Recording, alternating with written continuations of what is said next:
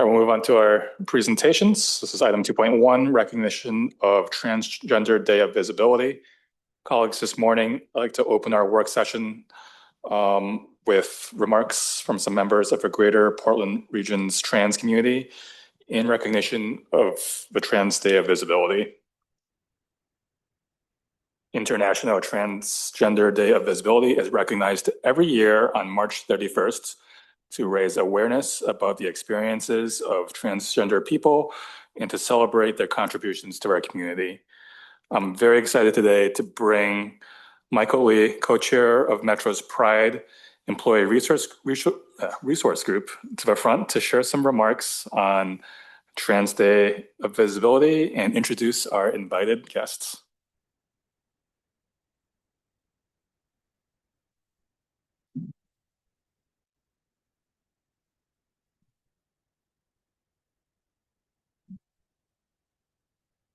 Na taman tu pilam, mi pilam tiotsam qualitekin, mi ox Michael Lee.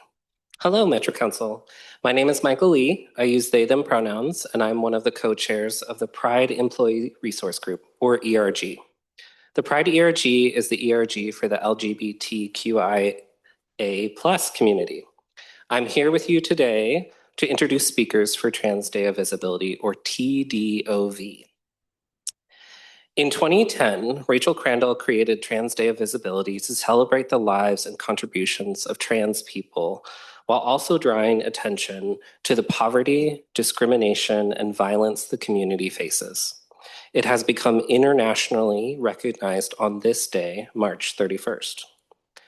Before I introduce these speakers, I want to note that trans people have been here since time immemorial. We are here today, and we will exist as long as life exists. Trans people have always been targets for interpersonal and societal violence. Today, they are also specifically targeted through federal, state, and local laws throughout our country. In the past year alone, that has introduced laws banning drag shows, stripping IDs and driver's license, bathroom bills, and more. It's a difficult time for trans folk. And also, trans folk deserve respect, love, and joy, just like everyone else. As trans folk, our happiness does not come at the cost of anyone else's. Now, here for the speakers. I want to note these individuals are exceptional, but that doesn't drive their worth. Their worth comes from their existence. Trans people are always exceptional, but their worth comes not from their exceptionalism, but because they are alive. On this day, as they speak, I encourage you to think about how you celebrate trans joy through your own clothing, laughter, love, and how you can support the trans community. Today, we are joined by 5 members of the community. Reed Sayre, volunteer and communications coordinator at the Marie Equi Center. Daphne Lane, host and producer of the Transplaining Podcast. Ivy Ann Van Hope, writer, comedian, and performer. Azariah Ybarra, artist, speaker, cultural wellness advocate. And Nae Love, drag performance artist. Each will introduce themselves, then speak for 4 to 7 minutes before handing it off to the next speaker. I'm grateful to each of them for being here and hope you will take their understandings from their words. I, along with the Pride ERG co-chairs, are always happy to connect with you as council to share our thoughts and understandings. Thank you, Metro Council. I will now hand the mic over to Reed and ask that Daphne be ready to speak when they are done. Thank you.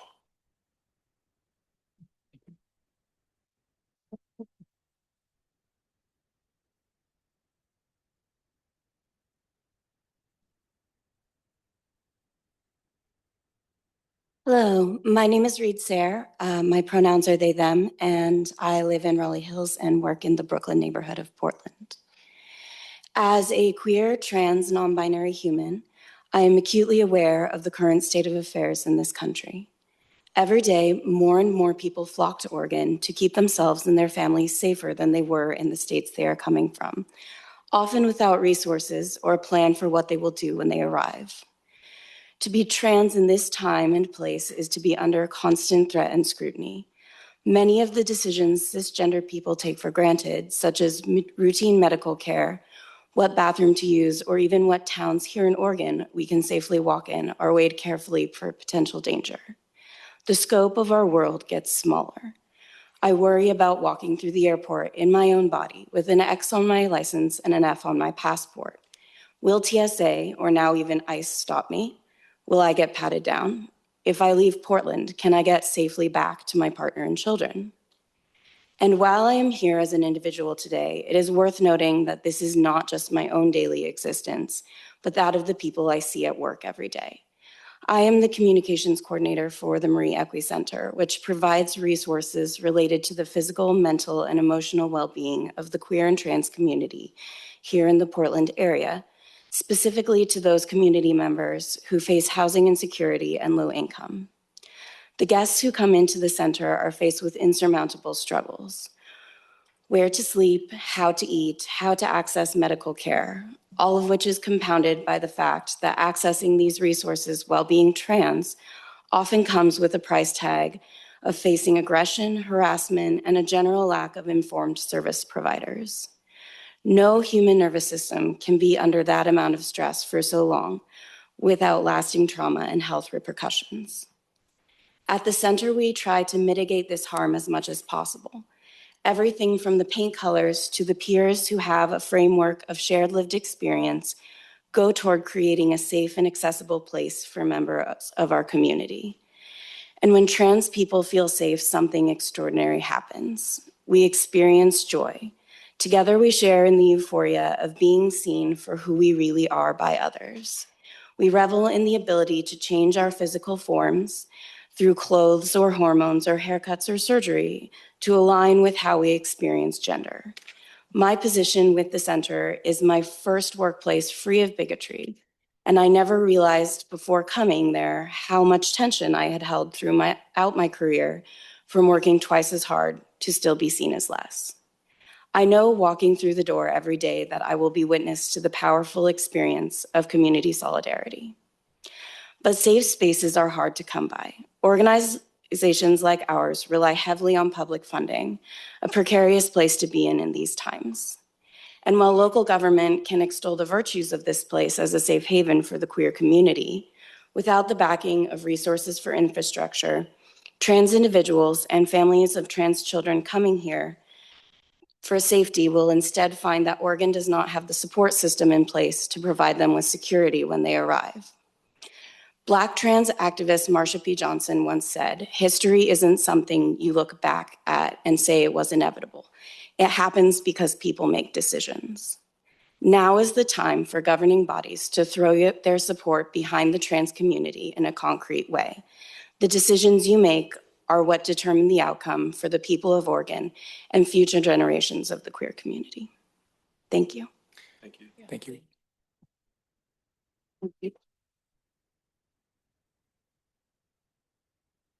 I will now pass the microphone to Daphne Lane and ask that Ivy Ann Van Hope be ready to speak next.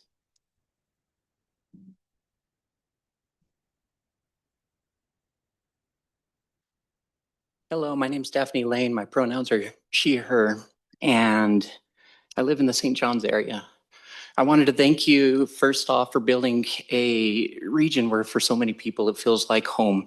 Before I transitioned, I was electrical, I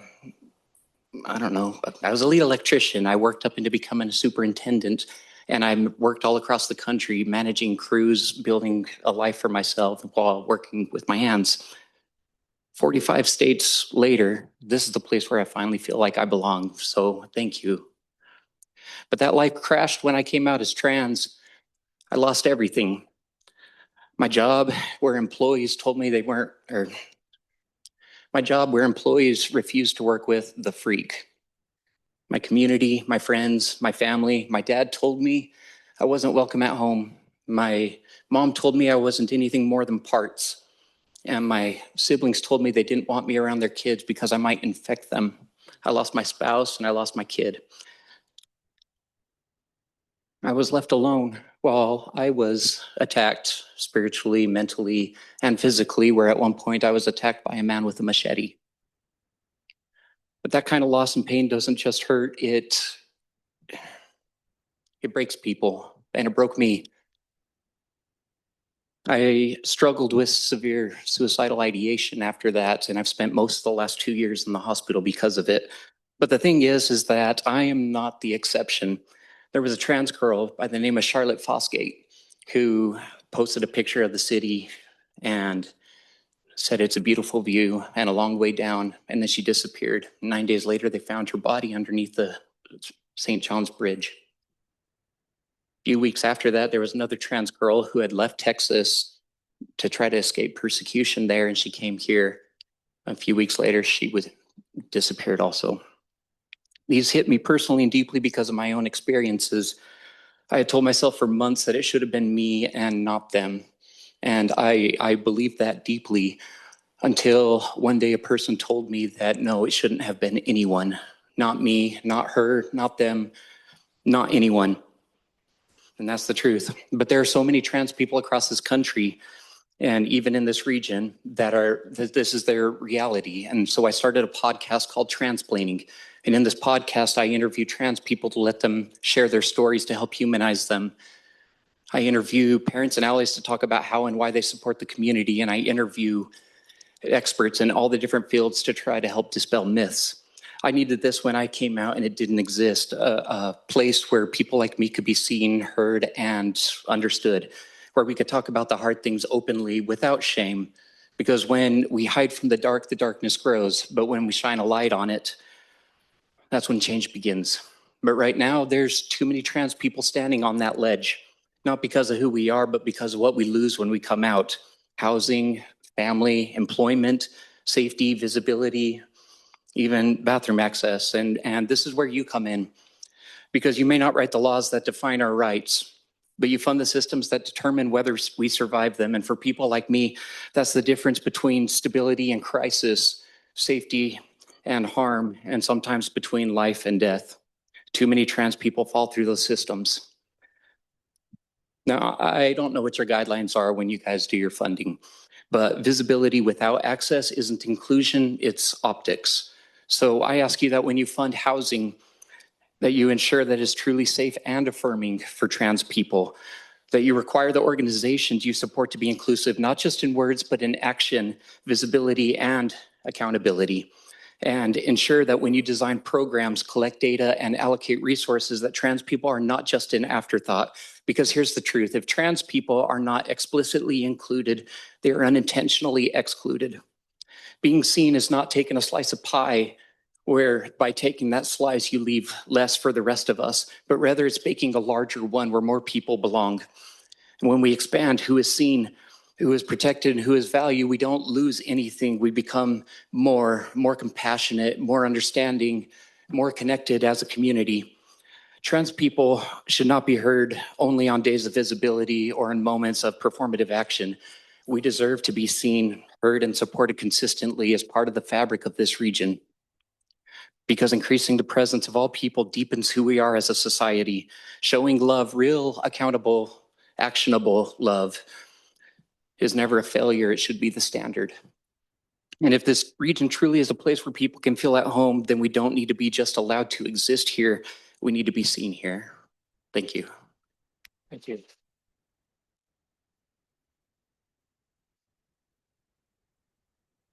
I'll pass the microphone to Ivy and then ask that Azariah is ready to go after.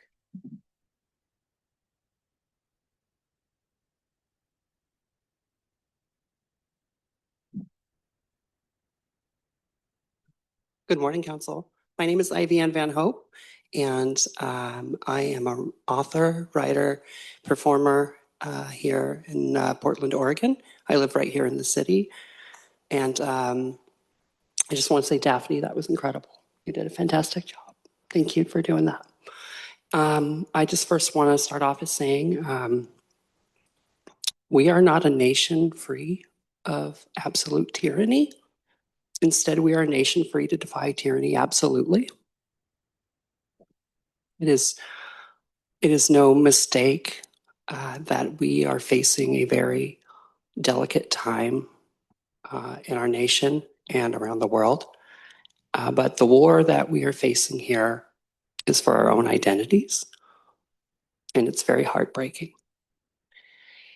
And I look at each one of you here on the council, and I hope you have it in your hearts to think of us not just today, but every day. That every time you guys go to the bathroom, that you think of what you get to take for granted. Every time you look at your driver's license, what you get to take for granted. Every time you look in the mirror and you say you're happy with yourself, I want you to think about what you take for granted. A little of my story I want to share today because Transgender Day of Visibility is a very important day.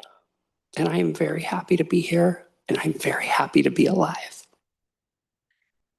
I came out as transgender in 2016, which that was a very upheaval time in our society, but it was also a very growing time of acceptance. If anybody recalls what things were like then, things were a little more accepting in 2016, even though we didn't feel so.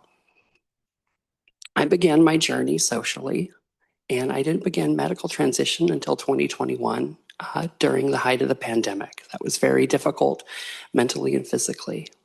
And 5 years later, I have been through numerous surgeries, numerous counselors, and I have found myself. I found myself, and I couldn't be happier. I wish I never had to go through any of that. I wish I could take for granted when I look in the mirror and I just see a person and I put on my work clothes and I go to work and I come home and there's my spouse and children. I wish I could have had that, but I was chosen for some reason for a different path.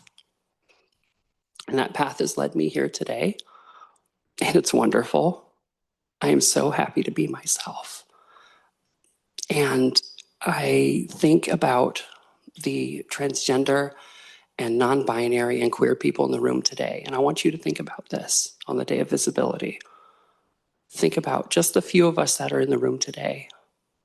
And think about all the number of us that are not here, and not just in this room, but not alive on this earth. That's very important. Because there's also an eradication of the ones that are yet to come. The ones that haven't come out yet. The ones who are still trying to find out who they are. And while we might feel safe here in Portland, Oregon, there's so many more that are not safe out there, that are not visible. And I want you to think about that. I want you to recognize us today.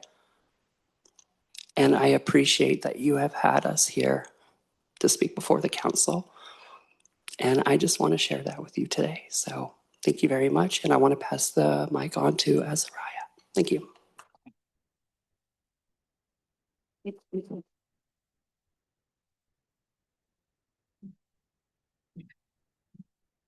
Thank you, Ivy. I want to also thank, Daphne and Reed as well for sharing your stories.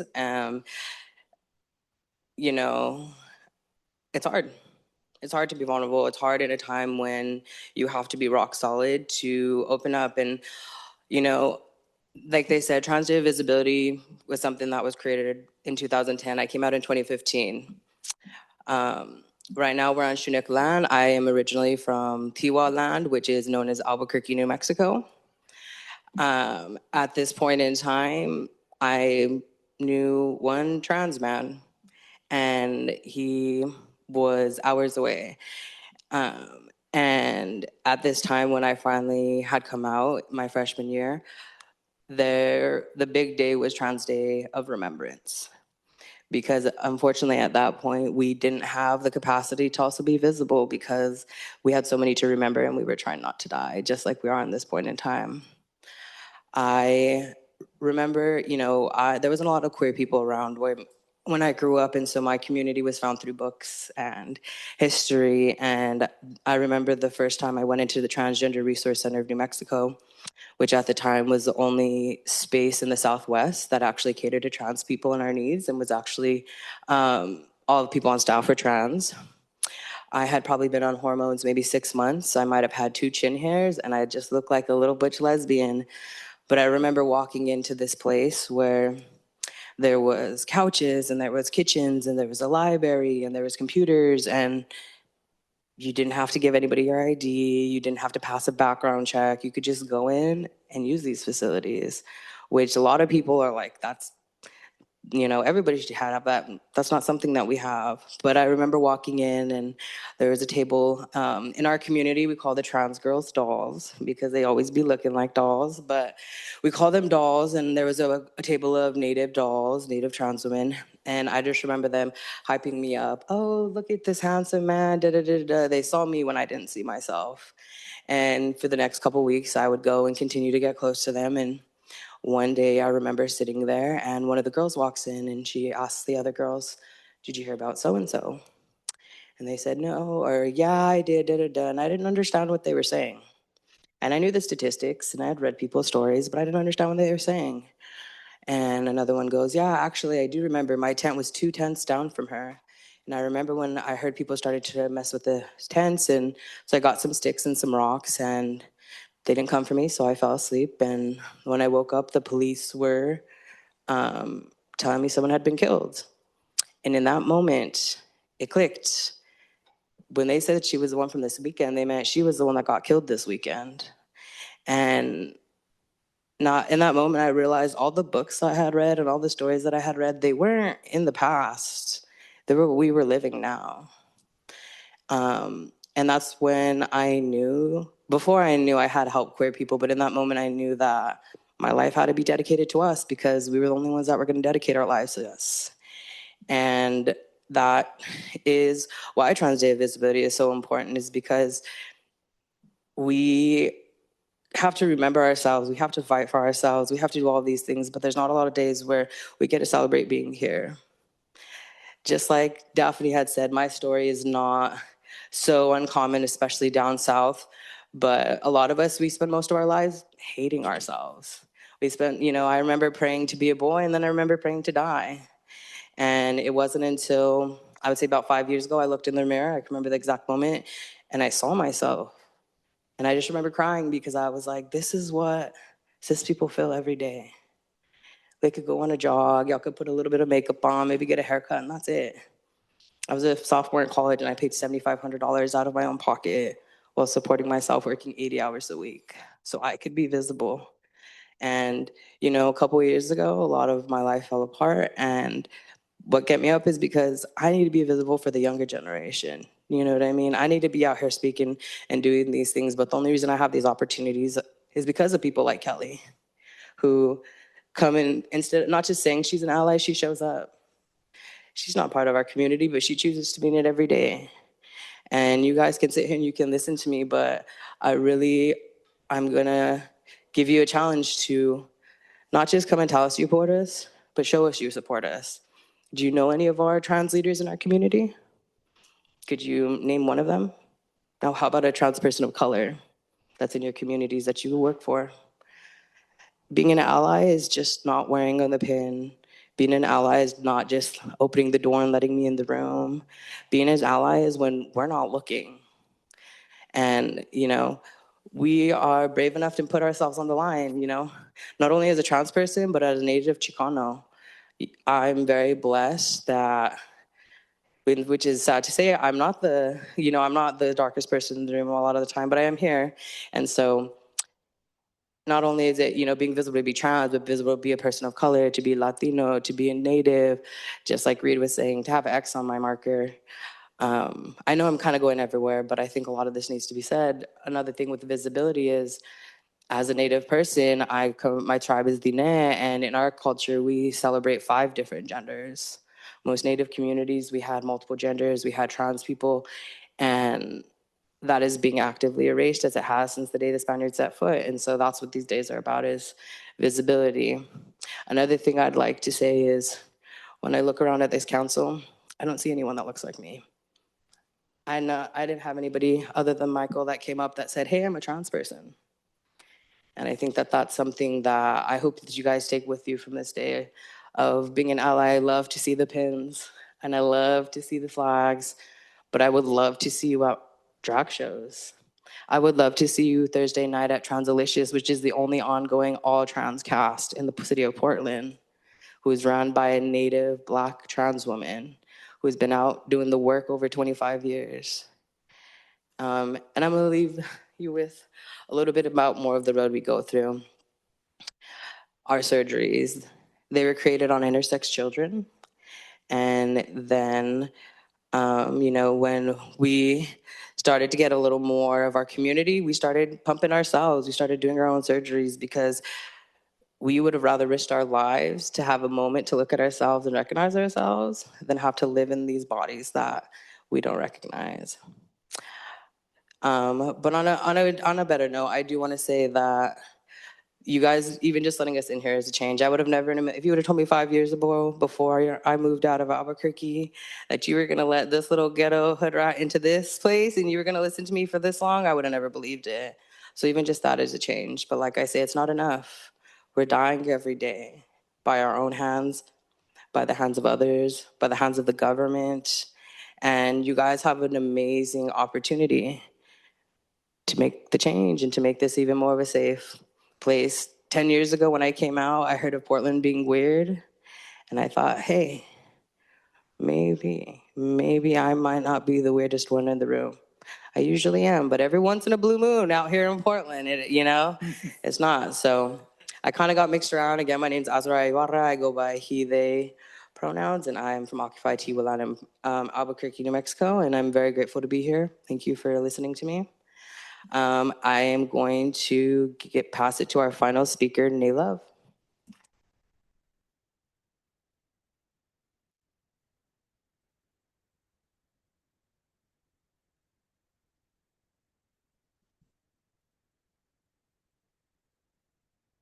Oh, I'm very tall, so hold on. Just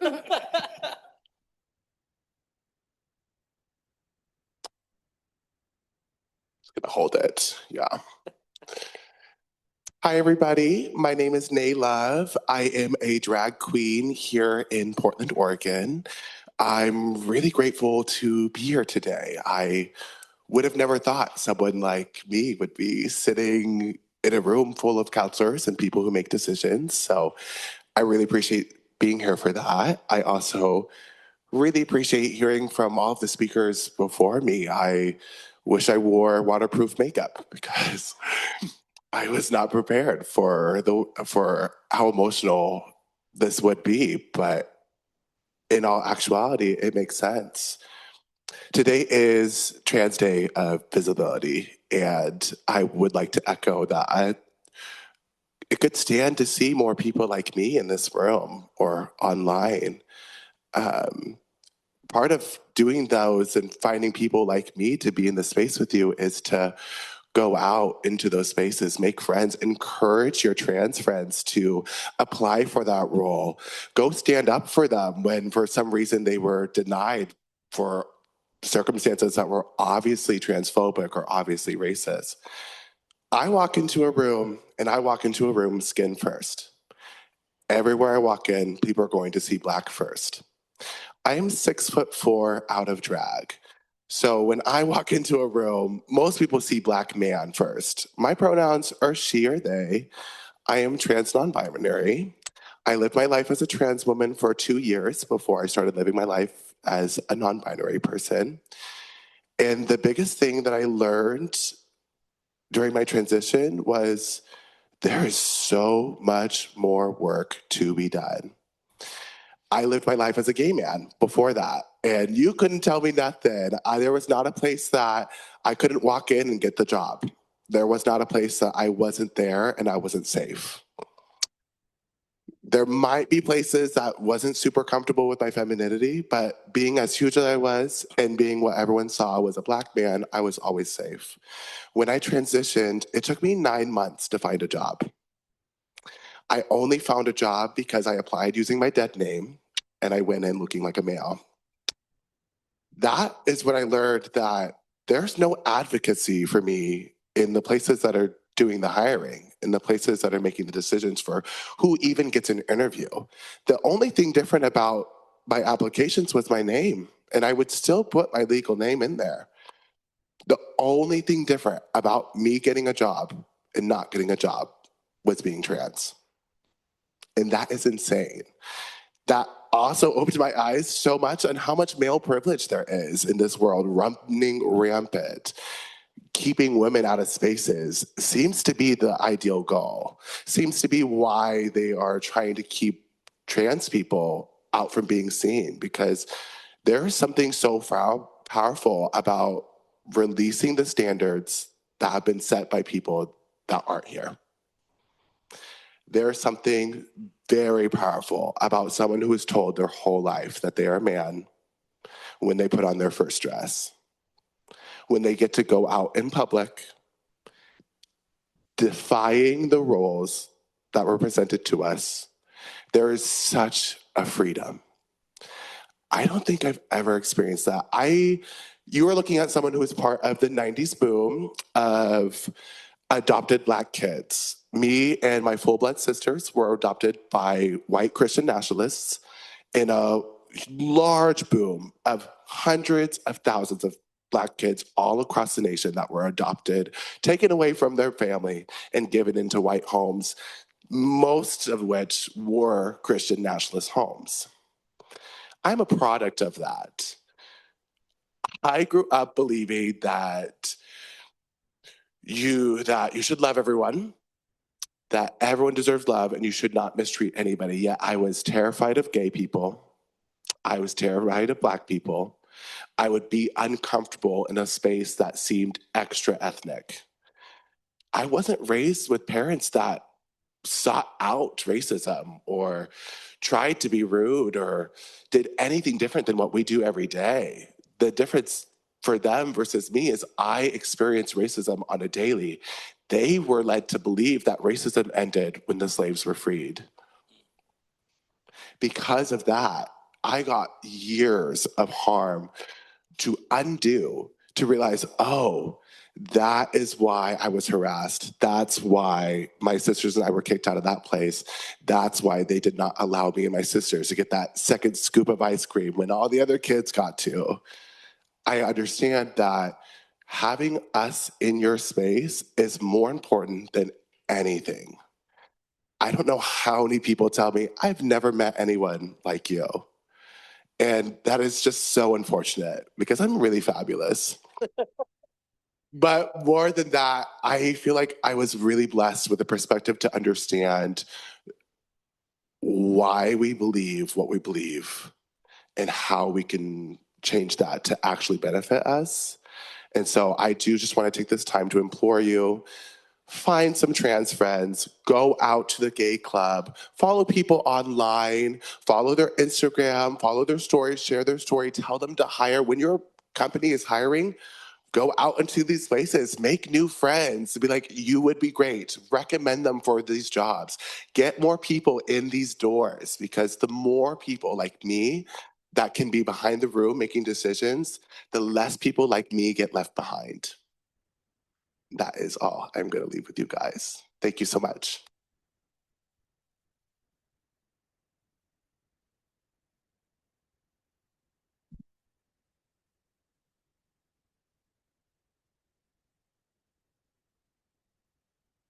Colleagues, would you like to say a few words?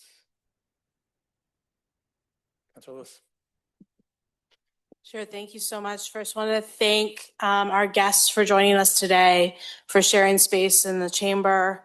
Thank Kelly and the community of leaders here at Metro, including our ERG, that helped organize today, making sure that we have space in our own building, making sure that we have time in our own work schedule.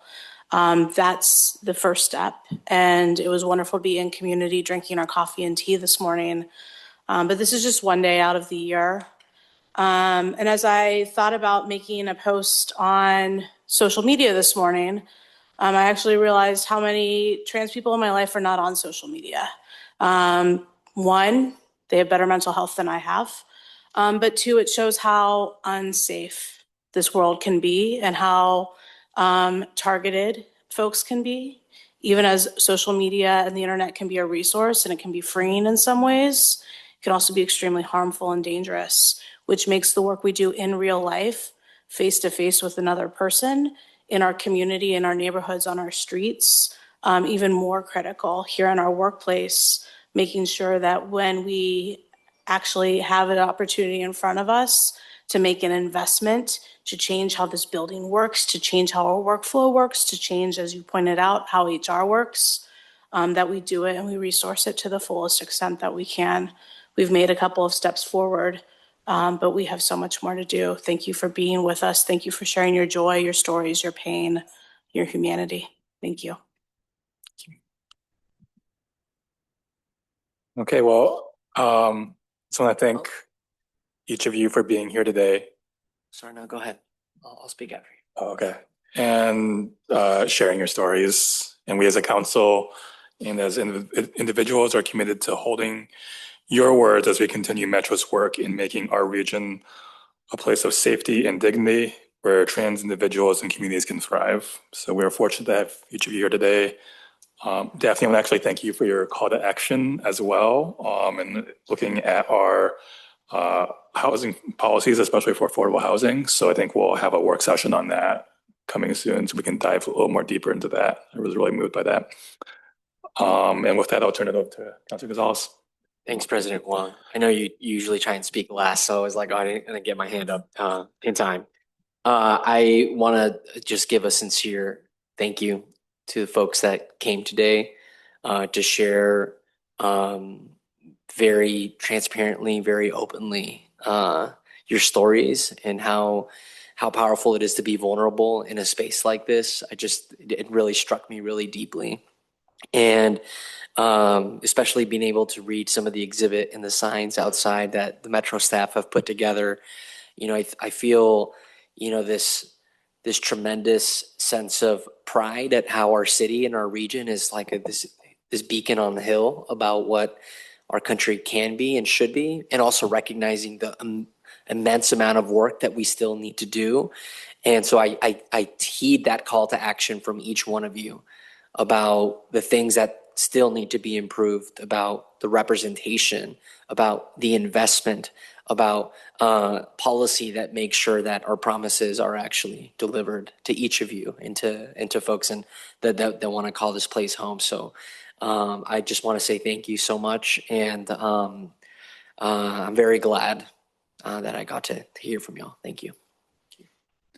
Councilor Rosenthal. Thank you, Chair. I just want to say also thank you for coming and sharing your stories. I'm cautiously proud of the open space that Metro creates, although I'm sure there's more we can do, and I hope you feel entirely comfortable in this space. I am also curious, and I hope that we can share the wealth, as you might say, such that the other cities and the other councils and the other regional governments in this area can also hear from people such as yourselves on the same day and realize what they're missing if they're missing it. And I hope that we can spread the word. Thank you. Thank you. Councilor Simpson. Just real briefly, I just want to thank our guests and thank you for sharing, but also being vulnerable. You are human. We are all human, and we need to honor that fact. With that, I will say that we have a lot of opportunities for you to engage, and I hope that this isn't your last time coming into this building, 600 Northeast Grand. You are always welcomed in our house. Thank you. Okay, well, Bring more folks. well, should we take a brief recess? Yes. Let's take 5. We'll be back in, let's do 11:25.